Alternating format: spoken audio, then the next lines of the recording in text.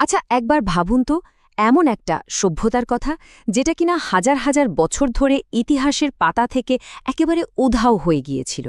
আজকের এই আলোচনায় আমরা ঠিক সেই রহস্যময় জগতের গভীরে ডুব দিতে চলেছি। চলুন এই আলোচনাটা শুরু করা যাক প্রত্নতত্ত্ববিদ বিবি লালের এই অসাধারণ কথাটা দিয়ে। মাটি খুঁড়ে যা যা প্রমাণ পাওয়া গেছে সেগুলো এক অবিশ্বাস্য সামাজিক ভারসাম্যের দিকেই কিন্তু ইঙ্গিত করে, যা ভাবলেই অবাক হতে হয়। আর ঠিক এখানেই জন্ম নিচ্ছে সেই আসল প্রশ্নটা, যার উত্তর আমরা আজ খুঁজব। কি করে একটা সভ্যতা এতটা উন্নত হয়েও এভাবে পুরোপুরি হারিয়ে যেতে পারে? তো চলুন আমাদের এই অনুসন্ধানটা শুরু করা যাক। কিভাবে এই প্রাচীন শহরগুলো আবার খুঁজে পাওয়া গেল, আর কেনই বা সেগুলো এতটা গুরুত্বপূর্ণ সেটা দিয়ে শুরু করা যাক। এই টাইমলাইনটার দিকে একবার তাকালেই কিন্তু ব্যাপারটা বেশ পরিষ্কার হয়ে যায়। সিন্ধু সরস্বতী সভ্যতা কিন্তু একা ছিল না। সেই সময়ের বিখ্যাত সব সভ্যতা, যেমন মিশরীয় বা মেসোপটেমীয় সভ্যতার সাথেই এর বিকাশ ঘটেছিল।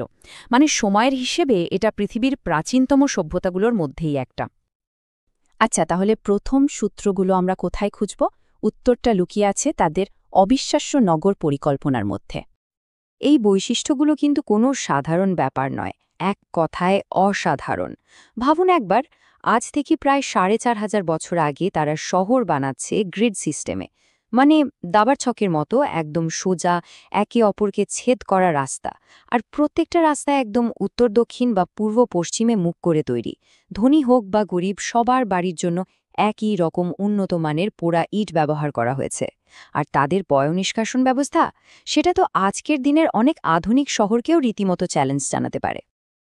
এবার আসা যাক মহেঞ্জোদারোর সম্ভবত সবচেয়ে বিখ্যাত স্থাপত্যে, এই মহাস্নানাগার। এর নিখুঁত নির্মাণ আর জলরোধী করার যে কৌশল, তা দেখেই বোঝা যায় এটা কোনো সাধারণ সুইমিং পুল ছিল না।